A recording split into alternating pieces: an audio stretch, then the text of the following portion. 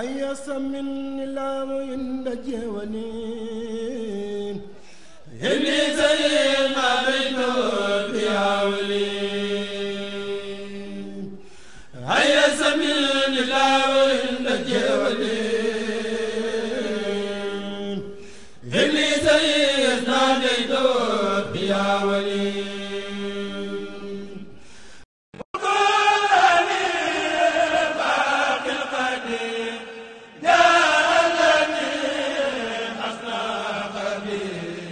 groupe Asna Khadim di kër gu yëngu ci mbindum alquranul karim ak xasida ci mbindum rafet te wow ak mool yu taaru moo leen di jaajëfal ci safoo gi ngeen ko safoo ci wàllub liggéeyam groupe Asna Khadim indil na leen mbokk yi lépp luy tax seen wàccaay gën a yëwan ci bagage yu murite loolu ngir nag ngeen mën a jot ci liggéeyub groupe Asna Khadim fekk lay ñu Touba ñoo ngi ci xayra jàkkaarloo kër Serigne Modou Bousso Dieng wala nga woote 76 128 28 28 77 244 19 19 bu dee Dakar Grand Yoff HLM Padois garage Al Azhar Serigne Mourtada si wetu daaray Serigne Fallou Cheibou wala ngeen woote si 77 070 88 43 77 844 17 44 groupe Asna Khadim di leen di ñaanal jàmm ak xéwal.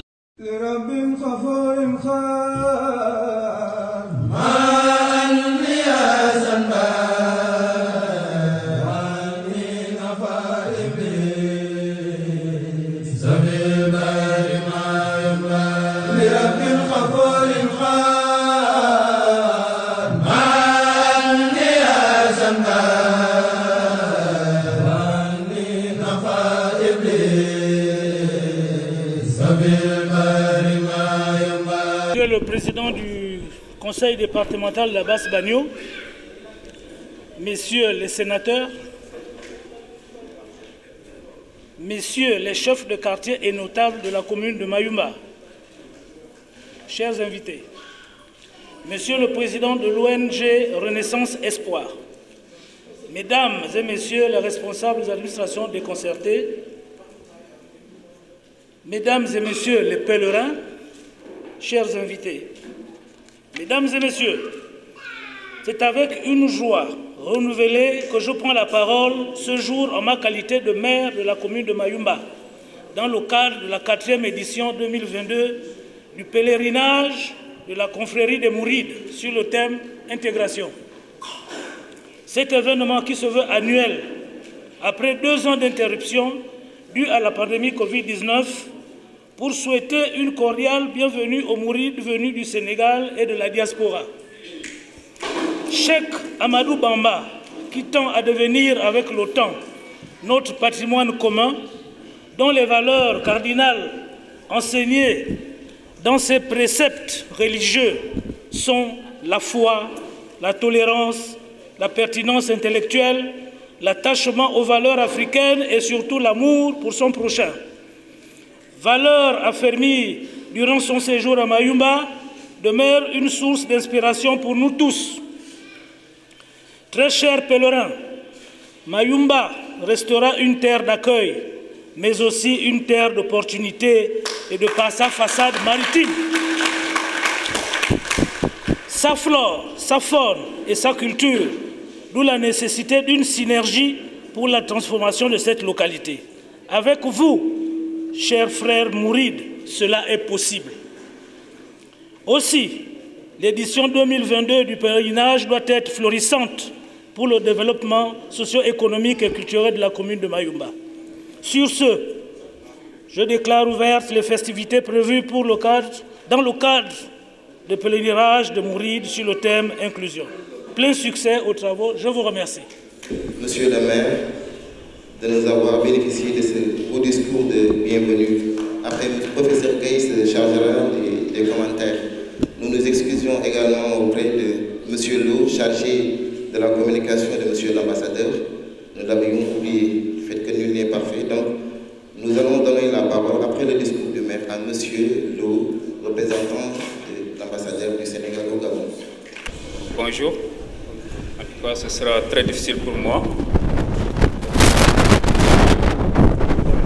L'ambassadeur du Sénégal au Gabon, parce qu'à ma qualité de conseiller et de disciple de Cheikh Ahmadou Bamba, ce serait vraiment très difficile.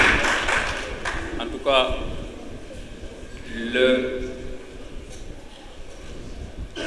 l'émotion en tant que disciple risque de prendre le dessus. Mais je vais essayer quand même. Tout d'abord, je vais remercier, comme nous l'avons l'habitude de le dire, jërëjëf Serigne Touba. Jërëjëf Serigne Touba. Jërëjëf Serigne Touba. Parce que c'est grâce à lui, grâce au Cheikh, que nous sommes ici. Il a déjà scellé un lien éternel entre le Gabon et le Sénégal. Et sur ce, les autorités, les plus hautes autorités l'ont compris. C'est pourquoi cette année, c'est une redynamisation de la diplomatie, des relations entre le Sénégal et le Gabon. Ce que je suis d'ailleurs, l'arrivée du président de la République, son Excellence M. Macky Sall, le 16 août et le 17, pour venir assister à la fête, avec son frère, bien sûr, à la fête nationale de l'indépendance du Gabon. Je voudrais aussi remercier, au nom de l'ambassadeur du Sénégal au Gabon, toutes les autorités, sans exception. Elles n'ont ménagé aucun effort pour la réussite de cet événement si important, si exceptionnel pour nous. Remercier à la fois l'accueil qui nous a été réservé par M. le maire et la population de Mayomba. M. le maire, merci beaucoup. Et j'espère que les relations entre les deux villes, Mayomba et Touba, sont déjà établies. Monsieur le maire de Lambaréné a été reçu récemment par son Excellence, avec moi-même. Et il y a eu des échanges de correspondance. J'espère que vous êtes au courant. Il y a aussi une mission de prospection, vous avec votre homologue maire de Lambaréné, à Touba. Donc les liens pour une coopération éternelle sur tous les plans est déjà établi. Donc rassurez-vous, monsieur le maire. Remercier le khalife général du Mouride, Cheikh Al-Muntakha Mbacké, et ses représentants ici présents. Serigne bi, priez pour nous. Priez pour la réussite de l'excellence des relations qui existent entre les deux pays. Et ça, c'est grâce au Cheikh encore. Jërëjëf Serigne Touba. Merci beaucoup. li rabbin xafoorin xatmaan ni sanba wa anni nafa iblisu fil bahri ma yumba. mbokk yi fi teew ci turu Serigne Kosso Mbacké mi nga xam ni moo fi teewal Sëñ Muntaxa yàlla na fi yàgg te wér. ñi ngi sant bu baax a baax teewaayam fii ak délégation bu mag bi mu àndal bu yaatu ñu mën cee tudd rek ndax kàddu gi ñu jox gàtt li ci des professeur Gaye dina ci dellu si waaye Serigne Khadim Mbacké doon ab jarbaatam ànd ak moom ànd na ak Serigne Moustapha soxna Bali yebal na fi délégation boo xam ni ñëw na fi tamit ngir jàppale si organisation bi fii ci Mayumba. ñu wax ni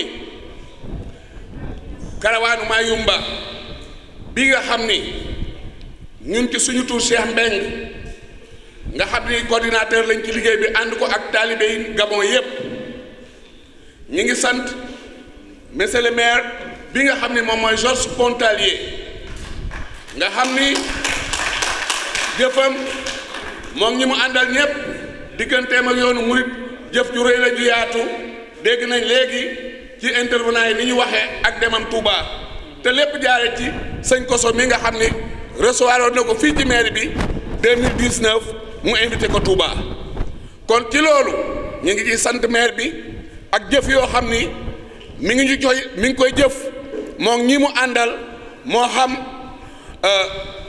député maire bi la moo xam le sénateur bi nga xam mi ngi nii jàkkaarloog ñun muy sénateur Mayumba xam naa ne yooyu yëpp professeur Gaye dina ci dikkaat waaye ñoom bëgg nañ ci seen teewaay ñu àndandoo ak karawaan bi àndandoo ak ñiy jàppale karawaan bi ci Sénégal ak fépp ñu mel ni ambassadeur du Sénégal bi nga xam ne yebal na fi professeur Alogo ak professeur Gaye ñu jógee Dakar ñëw di ñu ci xelal di ñu jàppale ànd ko ak ñun ngir li nga xam ni bëgg nañ koo liggéey ci liggéey Sëñ Touba fii ci ay projet te xam naa soxna maam Assa Bousso dina ci dellu si ngir leeral ko ngir loolu lépp mën a jàpp ni mën a am réewum Gabon nag digganteem ak réewum Sénégal histoire bu yàgg la waaye li ko gën a dëgëral mooy l'islam ji nga xam ni borom réew mi nee na Sëñ Touba moo ko indi fii ci suufus Gabon bu ko defee ne kon mbokki taalibe yi ci taxawaay ci takku ci am pas-pas ndax xam nañ ni ci atum 2000 mayoon nañ suuf soo xam ni ci ñun la yeexee ba dañ ko waroon a jëfe ñu ko ñoom mu bokk seen i jàmbat kon ñi ngi wax fu taalibe yi ne taxawaayu karawaan bi nga xam ni projet bi li ko porté mooy ONG bu tudd Renaissance de l'espoir sëñ Fall bu sa amaloon ko mooy lépp loo xam ni amoon nañ ko ci espoir bu ñu waroon a taxawal ñu sukkandiku ci kayit yoo xam ni dinañ ko amal équipe bi dinañ ko amal ànd koog àddina bépp wasalaamaaleykum wa rahmatullahi taala wa barakaatu.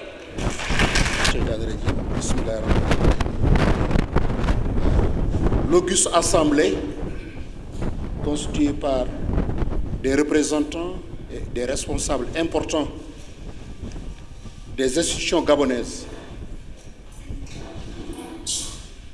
sous le ndigal du khalife général des Mourides, Cheikh Mountakha Bachir Mbacké yàlla na fi yàgg te wér, sous la présidence de notre délégation venue du Sénégal, à sa tête, son Excellence Serigne Mame Thierno Mbacké Di Kosso, accompagné d'illustres petits-fils et des membres de la famille de Cheikhoul Khadim, parmi lesquels Serigne Khadim Mbacké, parmi lesquels Serigne Moustapha, mais parmi lesquels Serigne Fallou Bousso Tamba, parmi lesquels l'imam de la mosquée de Libreville, parmi lesquels des responsables de la famille de Serigne Fallou Bousso et de sa femme, son épouse, Sokhna Diarra Bousso, les deux fondateurs de cette caravane, les gens qui ont été à la base de l'ONG qui porte cette caravane aujourd'hui, avec M. Chambeng qui a parlé. Les deux ne sont pas parmi nous. Je demanderai à la salle de proférer 1 minute de silence et de prière pour ces deux personnes-là qui ont été à la base de tout ce que nous vivons. 1 minute de silence d'abord.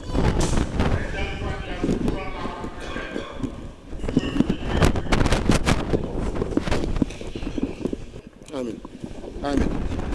Que les prières soient exaucées au nom d'Allah subhanahu wa ta'ala, au nom du prophète sallallahu alayhi wa sallam et au nom de Cheikhoul Khadim. Pour ces deux grandes personnalités qui ont eu à comprendre qu'en terre de Mayumba, dans l'Angounié, dans la province de l'Angounié, au Gabon, dans les confins du Congo, aux abords de l'océan Atlantique, un territoire connu, un territoire respecté par ses valeurs écologiques, par ses valeurs culturelles, mais ses valeurs aussi religieuses, qui viennent par le grand séminaire Saint-Odile que nous avons visité. Avec ses enfants aujourd'hui, sa progéniture Sokhna Asta Bousso et Serigne Cheikhouna Bousso, ici assis, qui portent le flambeau, que Dieu donne de la force avec l'ensemble de la communauté à réussir la mission. Nous remercions au nom du président de la délégation, du chef de délégation venu de Dakar, notre marabout, notre guide spirituel, Serigne Kosso Mbacké, professeur Alogo, Joli Davi Ndong Alogo et professeur enseignant-chercheur au Sénégal, mais gabonais, Doyem, M. Alogo. Il vient représenter l'ambassadeur et l'ensemble de l'organisation que nous portons ensemble, les initiatives Touba Gabon, pour huiler les rapports entre le Gabon et le Sénégal en passant par le mouridisme. Nous remercions M. Ndember Jean-Joseph, président du conseil départemental, qui coiffe la commune de Mayumba, qui est parmi nous, auguste personnalité. Nous remercions le maire, qui est notre hôte, qui nous a reçus et qui nous a vraiment accompagnés depuis presque 4 éditions et qui fait tout son mieux pour que tout avance et que les projets réussissent. M. Georges Pontalier, le maire de la commune de Mayumba. En son nom, nous demandons à notre représentant, notre président, et au nom du Khalife général des Mourides, de formuler des prières spéciales pour la réussite de sa mission, pour sa santé, sa longévité, avec son conseil départemental, avec son conseil territorial, son préfet, son gouverneur, mais avec son président de la République et l'ensemble du gouvernement. Que la santé, la paix et, n'est-ce pas, tout soit du côté de nos autorités gabonaises. Et nous les remercions vivement au nom du Khalife général des Mourides, Serigne Mountakha Mbacké Bassirou Yàlla fi yàgg te wér, pour l'avenue Cheikh Ahmadou Bamba qui a reçu son nom au 2e arrondissement de Libreville. Ça, c'est extrêmement important. Nous avons vraiment immortalisé ce moment avec le représentant, et le représentant tient à le dire. Monsieur Mbokou, Éric Wilfred, nous vous remercions vivement. C'est notre commandant de gendarmerie de Mayumba, pour l'accompagnement sur la route, pour la sécurité, pour tout ce qui a été fait, pour ce travail que vous avez réussi avec nous. Que longévité soit à vous. Monsieur Obiangé Florent, nous sommes reconnaissants pour tout ce qui a été fait, mon adjoint, pour le travail que vous avez fait en accompagnant, n'est-ce pas, le responsable. Monsieur Mbou Sébastien, chef de l'antenne DGDI, nous tenons à spécialement vous remercier pour l'ensemble des travaux que vous avez faits pour accompagner la réussite de cette caravane. Sans vous, la caravane n'aura pas lieu. Nous remercions vivement M. Nkouroula Patrick, le commandant marinier. Nous remercions M. Mafongang Acherong, Gerveline, c'est madame, médecin chef centre médical de Mayumba. Elle est parmi nous, elle est là. Madame, docteur, merci beaucoup. Charles Iwangou, Charles, chef de brigade de la pêche de Mayumba. Vous recevez les salutations du ministre de la Pêche, du directeur des pêches maritimes et aussi de tous nos amis Ousmane Ndiaye et Feu Oumou Khairi et sa famille que vous connaissez au Sénégal et l'ensemble des gens de l'école de pêche de Dakar. Nous remercions M. Jean-Valère Mboumba, le conseiller départemental au sein du conseil départemental. Mamas Wangvungu Lionel, président de l'association Ban Babouale. L'ensemble des autorités qui sont présents, M. Cheikh Mbeng et l'ensemble de la caravane, l'ensemble du comité de pilotage d'organisation, vous remercie et vous salue et respecte ce que vous avez fait, l'accompagnement et votre présence. Cheikh Mbeng, qui était là, qui est le coordonnateur général de ce que nous avons fait comme caravane depuis presque la 4e édition aujourd'hui, a dit une phrase en arabe. Il faut que je revienne sur la phrase en arabe, je ne vais pas aller plus loin et je le dirai en français. Cheikhoul Khadim a dit clairement, ça c'est pas nous qui l'avons dit, c'est lui qui l'a dit, notre saint homme. Yassara li al-muna la dal liberweli, man khadali ma khaba an kulla wali. C'est lui qui l'a dit. Le Seigneur qui m'a fait grâce de ce qui était caché aux autres saints m'a facilité la réalisation de mes vœux à Libreville. Il a dit Libreville d'abord. Mais n'oubliez pas que le périple s'est fait à Libreville, mais aussi à Mayumba et aussi à la Mérénée. Donc, il est important de savoir ce qui a été dit dans ce sens-là. Parce que il y a 7 versets qui sont là, que je vous ai donnés dans le pamphlet. An-Nafi'u, celui qui accorde le profit, m'a conféré à Libreville ce dont m'en vient tous les saints. C'est lui qui le dit. C'est extrêmement important. Il a dit, mon éloge à l'endroit de la meilleure des créatures à Libreville a conduit vers moi ce que convoitait tout saint. Il a eu la sanctification totale. La canonisation, comme on le dirait à l'église, totale, il l'a eu à Mayumba et à Libreville. Allah a conduit vers moi ce dont tous saints couraient, derrière grâce à l'éloge que j'ai dédié à la meilleure des créatures. Mais il a dit une chose, j'ai eu un mal à Mayumba, un mal de cœur, un mal spirituel. Sahali khayri lahu fi Mayumba, ma saha khalbiya wa akhla janba. À Mayumba, Dieu a levé ce qui me faisait mal au cœur. Il n'a jamais mal au cœur. C'est parce que les gens lui ont fait mal qu'il a eu mal pour Dieu, pour sa mosquée. La destruction de la mosquée de Mayumba, c'était 4 pierres 4 petits bois qu'il a posés pour prier que les colons sont partis détruire. Et il était fâché contre les colons, non pas contre eux, mais par l'acte qu'ils ont fait pour cette maison de Dieu qu'il avait érigée avec ses 4 bâtons. Et là, nous rappelons que nous sommes en terre de Mayumba, le premier port en eau profonde qui va arriver au Gabon. Les deux voies qui vont arriver par la voie la plus rapide et jusqu'au TGV avec un aéroport international. Et nous voulons accompagner le maire à ce que l'espace dans lequel nous sommes aujourd'hui à Saint-Odile soit un espace qui est dédié à Cheikhoul Khadim avec une grande mosquée mouride, avec un grand centre islamique, avec un grand centre de santé pour que Mayumba profite de ces infrastructures-là pour attirer un tourisme culturel. Touba avait commencé avec 10 000 personnes. Aujourd'hui, Touba a des millions de personnes. Et avec presque 6 millions de personnes, Touba aujourd'hui fait chaque année minimum, je vous dis minimum, 350 milliards de francs CFA d'argent qui circule dans la ville à cause de ce Magal-là. Si Mayumba est organisé et que le maire est avec nous et que les autorités sont avec nous et que tout est accepté sous le ndigal du Khalif général des Mourides qu'il a déjà donné son action, Mayumba peut faire chaque année minimum 500 milliards de francs CFA. Jërëjëf Serigne Touba. Jërëjëf Serigne Touba. Jërëjëf Serigne Touba. Nous remercions le bon Dieu, Serigne Chambeng, vous remercie pour l'ensemble des actes qui avaient été posés. Vous remercie pour l'accueil, remercie la DGDI, remercie l'ensemble du gouvernement, remercie la gendarmerie nationale. Sans lui, on ne pourra pas se déplacer sur les routes. Et les gens nous ont accompagnés, nous ont facilité. Remercier le service médical pour l'accompagnement au niveau de la santé. Remercier le peuple gabonais pour lequel nous prions pour son salut, pour son développement et pour sa paix. C'est ce que Cheikh Meng avait dit. Je vous remercie. Tout d'abord, je commence par présenter nos chaleureuses et distinguées salutations au maire de la commune de Mayumba.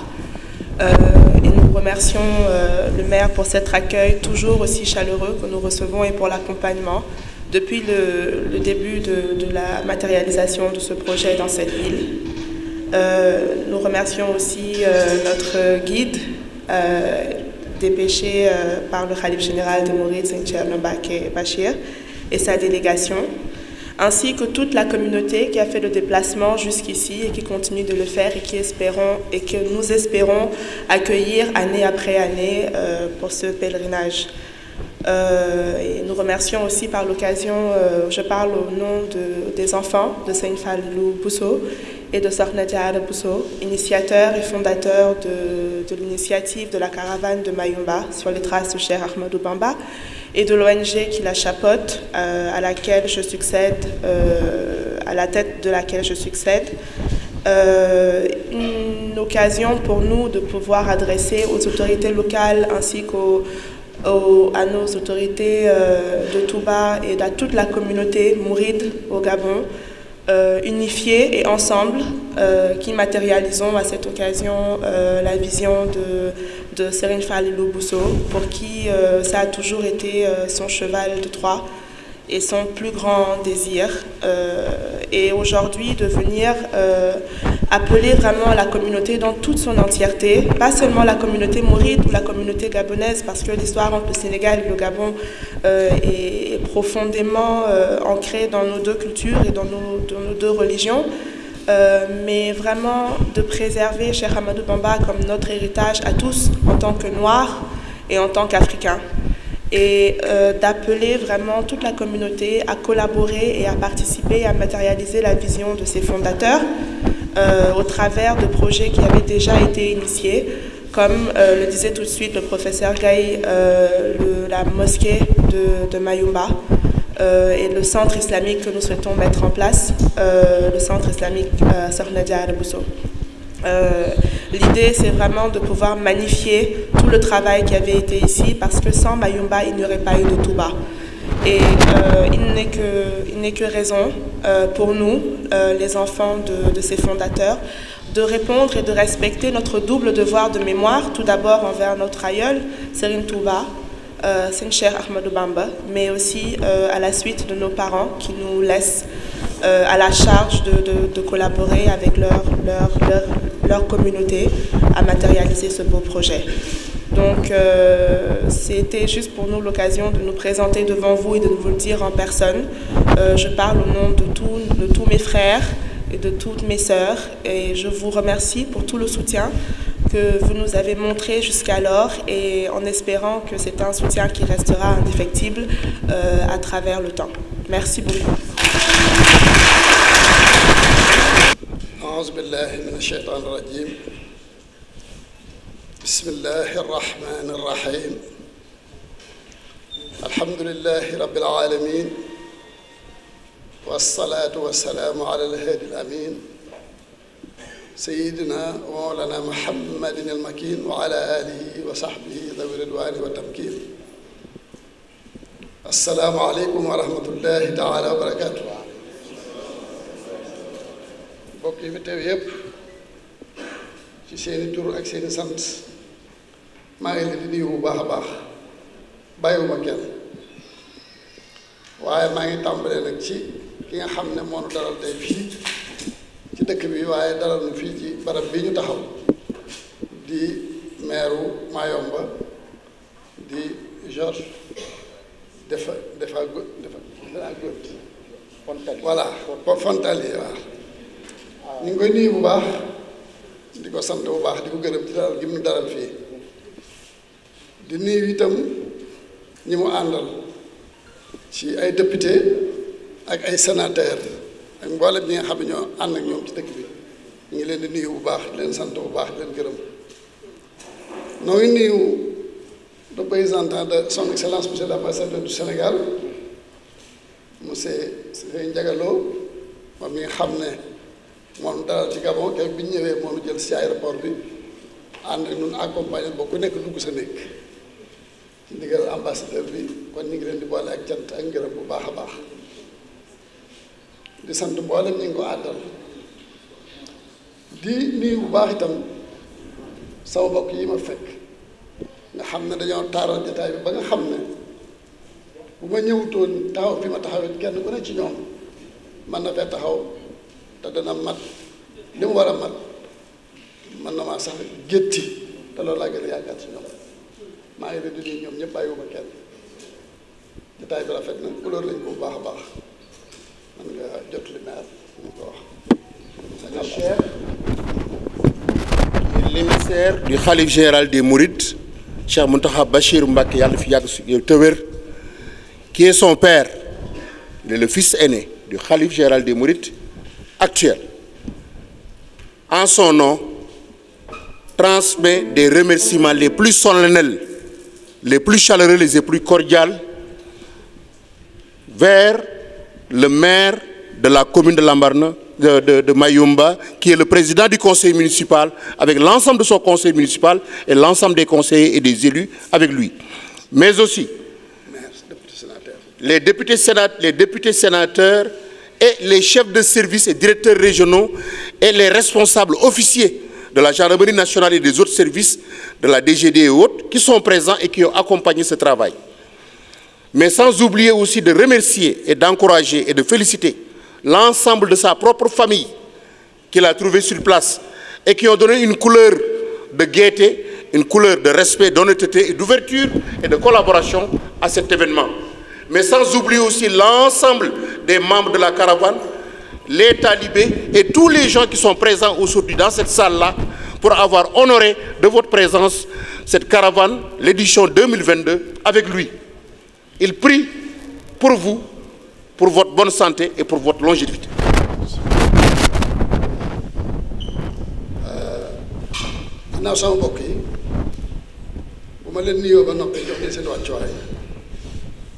maa ngi rendre hommage Serigne Fallou Bousso maa ngi koy fàttali ko bu baax ci xalaat ak ci ñaan comme ni ñu ko defee léegi ñun ñëpp defandoo nañ ko alhamdulilah yàlla na ko dem.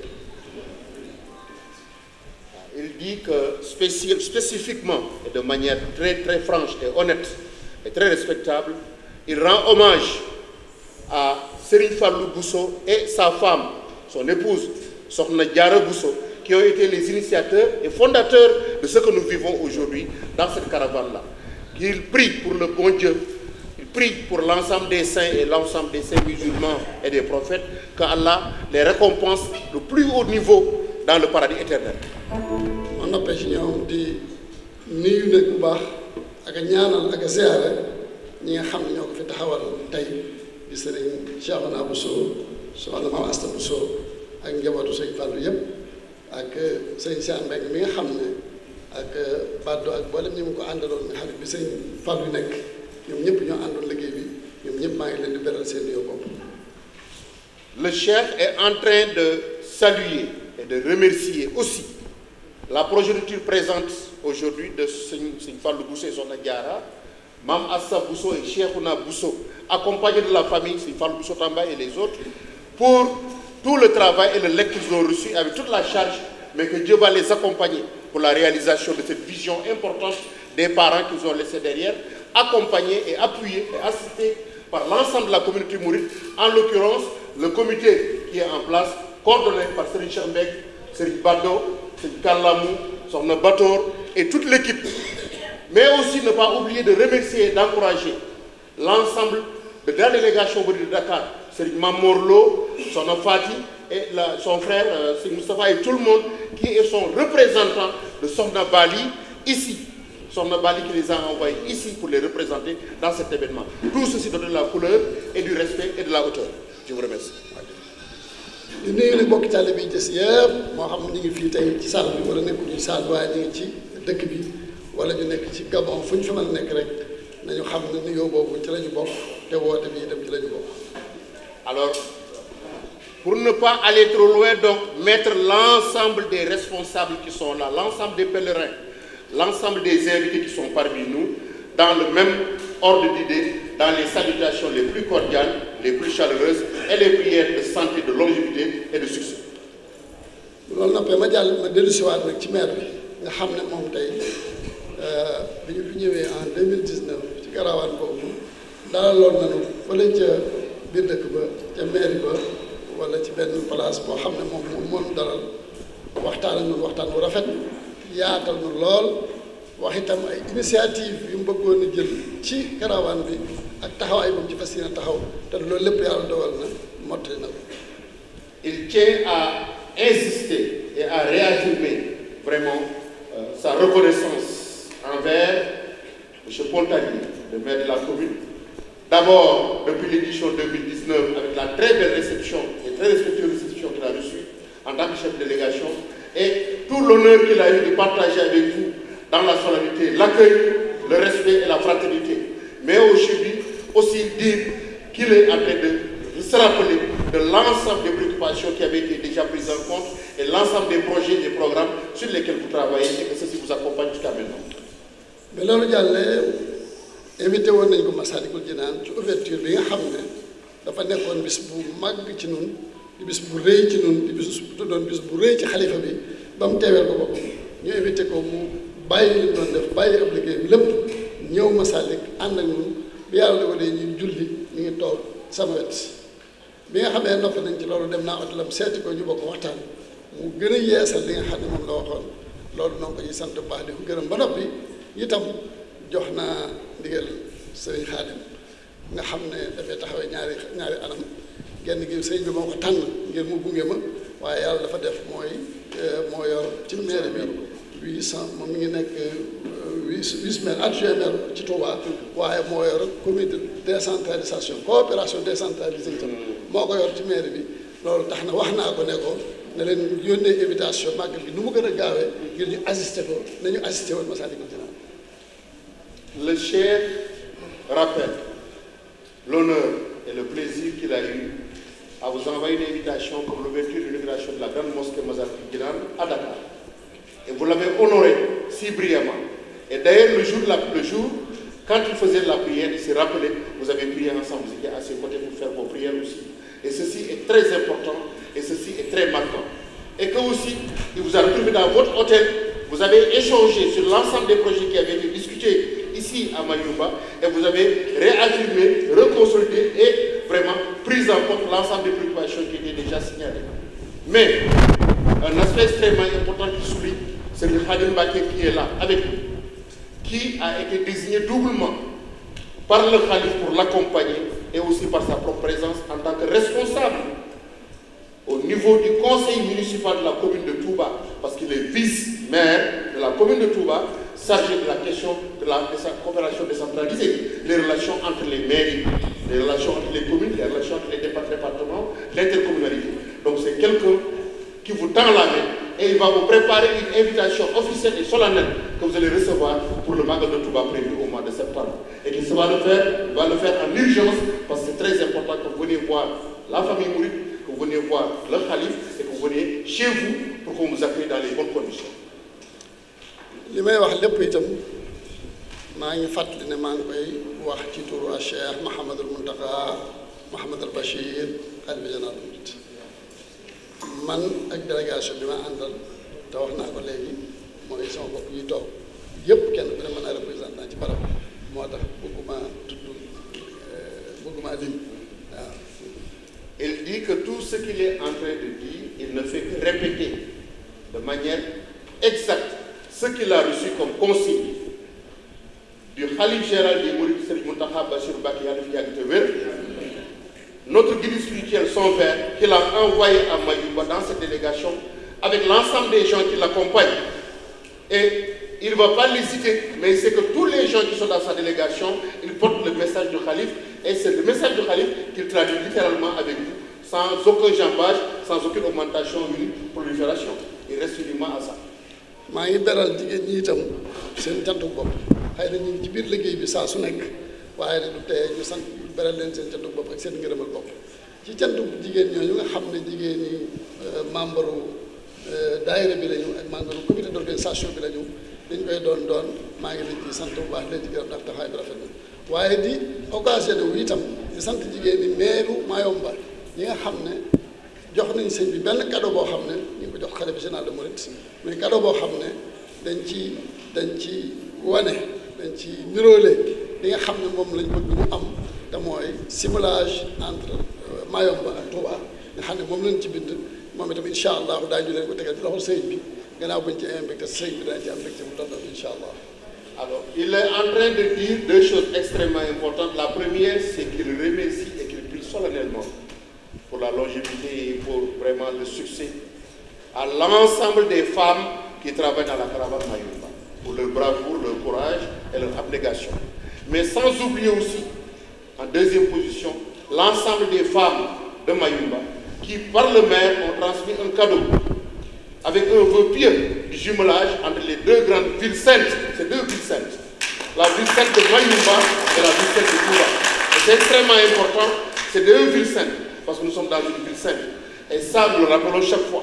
Nous sommes en terre sainte et nous pensons que le jumelage entre les deux villes de Mayumba et de Touba sera dans la sainteté de l'élu, sera dans la sainteté, n'est-ce pas, divine. Nous le pensons vraiment. En dehors de ça, il tient à rappeler que nous sommes dans une journée de prière. Nous sommes dans une journée importante de prière et de recueillement et qu'il fera tout le nécessaire avec l'ensemble de la famille pour prier pour la longévité des responsables de Mayumba, mais aussi des responsables du gouvernement et des responsables des différentes représentations consulaires. Sans oublier M. Lo, qui est secrétaire au niveau de l'ambassade, avec l'accueil, la chaleur, le respect et l'ouverture, et l'ensemble aussi des responsables dans l'ambassade du Sénégal, n'est-ce pas, du Gabon au Sénégal, M. Ndiaye et son équipe, pour leur ouverture, leur accompagnement jusqu'à ce jour.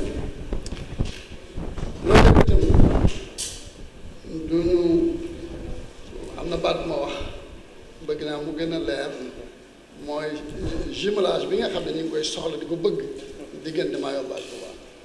Le chef insiste sur un mot, jumelage, avec le verbe jumeler. J-U-M-E-L-E-R, jumeler. Touba et Mayumba, que c'est un vœu pieux, il le répète, et ceci doit voir le jour dans les conditions les plus rapides pour porter l'ensemble des projets de Touba vers Mayumba et porter l'ensemble des projets importants de Mayumba vers la ville de Touba. Il y tient.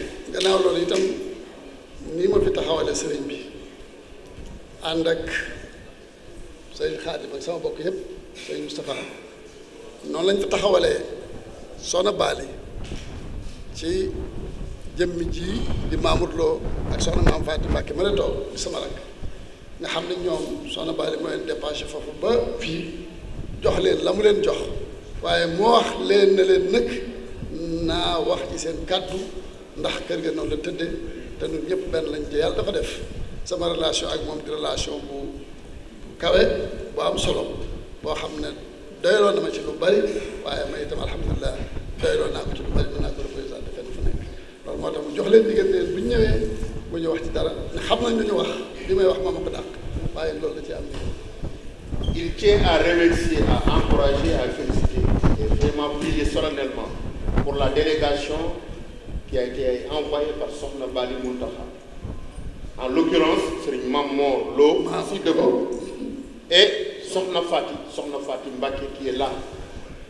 Et dire que cette délégation sont venus ici en tant que représentants de la marraine, mais que l'ensemble des responsabilités, les échanges, les discussions, la même manière qu'il a porté la présidence de la délégation pour le khalife général des mourides avec sa délégation, de la même manière, Sokhna Bally a demandé à ce qu'il parle à sa place, en son nom, en lieu et place, au nom de la même famille dans laquelle lui il est l'aîné et que les gens l'acceptent et que les gens lui donnent le devoir de porter l'ensemble parce que c'est comme ça que la famille fonctionne chez Serigne Mountakha et chez Serigne Touba. kon maa ngi koy gërëmal mbooloo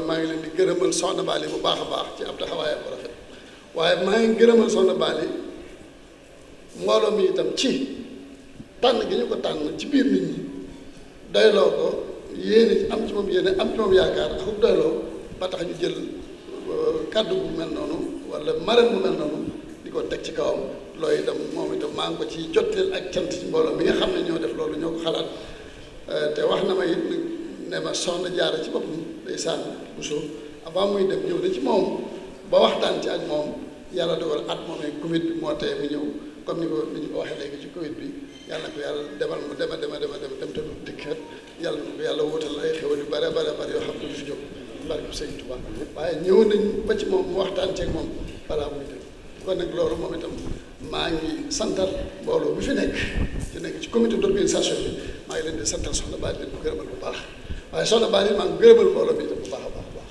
kon ñu xam ne suñu borom tabaaraka wa taala xëy na suñu ngërëm jëriñu ko dara waaye teewul moom ma wax ci alxuraan ne radiyallahu anhum wa radu anhu kon nag ñaar yooyu mënuñoo taxali ko kon kii gërëm nañu ko waaye moom itam alhamdulilah gërëm na ko. Le chef tient à dire que conformément au Coran, le remerciement et la reconnaissance est double, elle est bipolaire. Il tient à remercier au nom de Sokhna Bally et sa délégation l'ensemble du comité de pilotage et d'organisation et l'ensemble des gens de la caravane qui l'ont choisi comme marraine. Mais aussi, il tient à remercier l'ensemble du comité de pilotage et d'organisation de la caravane pour le choix porté sur Sokhna Bally. Donc vice-versa, les remerciements sont quelque chose qui sont reconnus dans les deux sens. Il remercie pour Sokhna Bally, mais il remercie aussi pour les responsables de la caravane pour le choix porté sur elle. Donc que ceci est un acte fort et important et que Dieu les paie pour ça. kon maa ngi tëjee kàddu gi ci kaw di sant di ñaan monsieur le maire et le représentant de l'ambassadeur jot leen suñu nuyoo ak suñuy cant ci pour le président Ali Bongo mi nga xam ne moom mooy président réew mi tey te lii lépp ci yaatalam la bu yaatal doon du sotti yaatu na Sénégal yaatu na Sénégal yi jàpp na suñu président xamante ne moom waaye di yónni itam représentant l'ambassadeur jot li ambassadeur bi waxoon naa ko ci bureau moom itam mu jotul na ay cant ci président Macky Sall ci kaw ñaan ko itam mu gën a jàpp ci caravane bi gën ñu ci jàppale muy ñoom ñaari président yépp yaakaar naa ne ñun nii ñu koy doxee bu ñu ci jàppee ñoom itam yàlla mën naa dogal caravane bi daal ci kanam solo. Le chef tient à solennellement devant tout le monde, devant l'audience, remercier, féliciter et prier pour son excellence M. Ali Bongo Ondimba. Pour son ouverture, pour sa gentillesse, pour l'accompagnement qu'il a toujours eu envers la communauté et l'ensemble des Sénégalais du Gabon, l'ensemble du peuple sénégalais ici présent.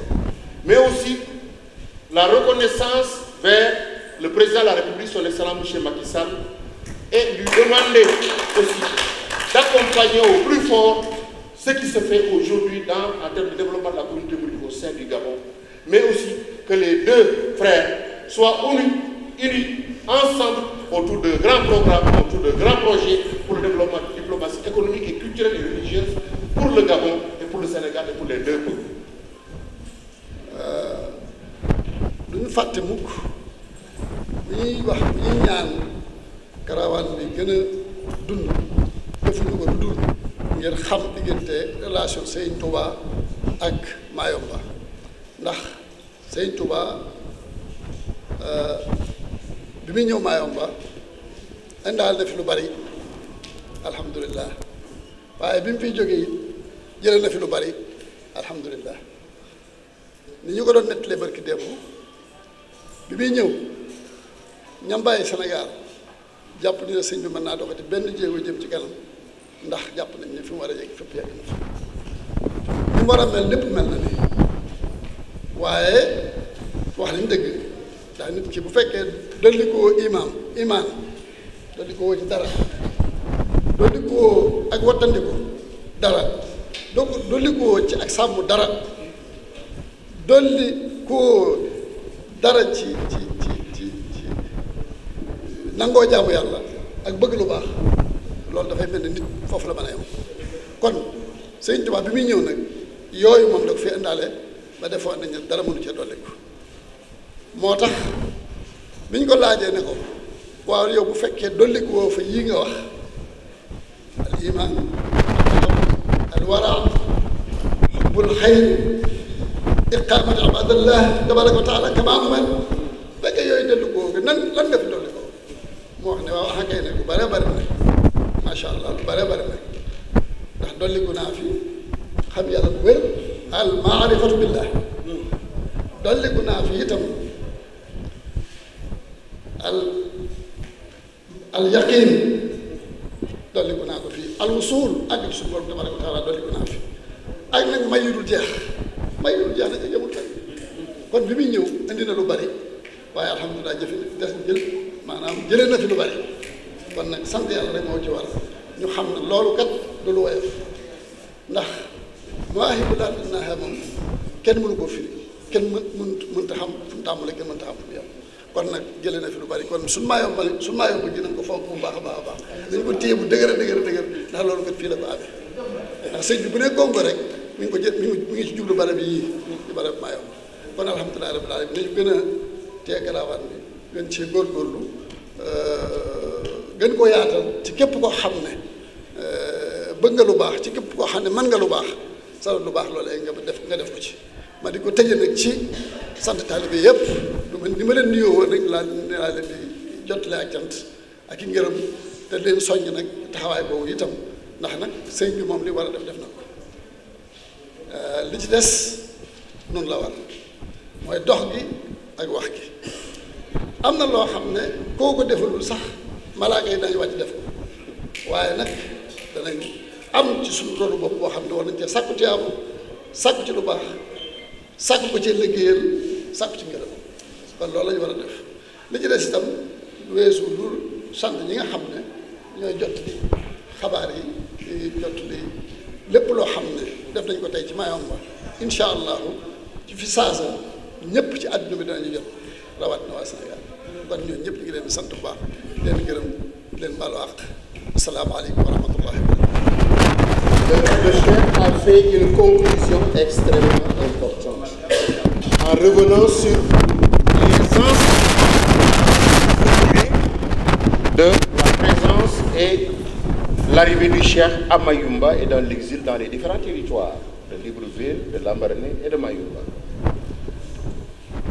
Quand les gens lui posaient la question au Cheikh Ahmadou Bamba, pourquoi vous allez dans cet exil, sachant que vous n'allez pas vous augmenter quelque part, vous n'allez pas vous bonifier quelque part, vous n'allez pas changer, parce que vous avez déjà acquis la sainteté même avant de quitter. C'est ce que la famille lui a demandé.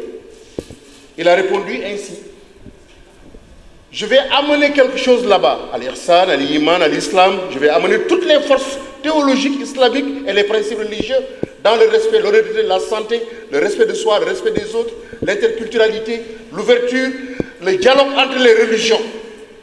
Le dialogue entre les religions. Nous sommes à Mayumba, il ne faut pas l'oublier. À Saint-Odile, il était là pendant 5 ans. Il n'a jamais fait du mal à l'église. L'église ne lui a jamais fait du mal. Il dit respectez votre religion, je respecte la mienne. Ce sont les Français qui sont partis détruire ces 4 bouts de bois là où il priait. Mais lui n'a jamais touché quelqu'un. Et dans ce respect, il a dit, il y a une acquisition de 3 éléments fondamentaux que le cheikh a dit et sur lesquels il faut revenir. Mahrifatu billah, al-wusul et ilmul yaqin, la connaissance de la vérité intrinsèque, la vraie vérité. Pas la vérité avec petit V, la vérité avec grand V. Ilmul yaqin. Al-wusul, l'acceptation et la révérence continue de l'excellence dans les principes de l'islam et de la sunna musulmane. Al-Mahrifatu billah, la connaissance réelle, la quintessence de la connaissance réelle de Dieu. C'est là que je me suis fait une créature qui a compris l'existence divine à son sommet. Et c'est là qu'il parlait à la mer de Mayumba, l'océan, les vagues de 4 mètres qui tombaient, et qui sont toujours comme ça d'ailleurs, en diminuant un peu. Les vagues sont tombées, il a dit aux vagues, tombez doucement. Non pas parce que vous tombez, parce que vous pensez que vous avez la force. Tombez doucement. Vous êtes des créatures comme moi, une créature de Dieu. Donc tombez doucement et faites attention. Et la mer s'est calmée. Cette mer-là, elle est en eau profonde. Du point de vue océanique, elle se trouve dans les mers les plus houleuses du continent. Mais elle s'est calmée parce que Cheikh Touba lui a parlé. Nous sommes très heureux, et le cheikh le dit. Le cheikh le dit, il le rappelle. L'ensemble des bienfaits que les saints n'avaient pas, que les saints cherchaient à travers les territoires islamiques, indiens, orientaux et tout, lui, il l'a eu jusqu'à ce que ça soit au comble des choses. Parce que quand l'autre lui a enlevé ses 4 bâtons, il s'est réconforté disant que Dieu m'a dit, dans mon caïbou, dans le cachet, que j'ai 2 grandes mosquées, la mosquée de Touba et la mosquée de Diourbel. Maintenant, moi, j'ajoute quelque chose.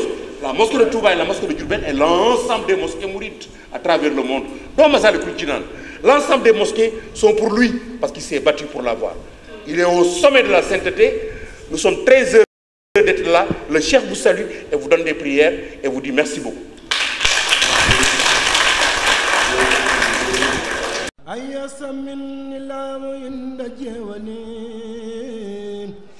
Yes.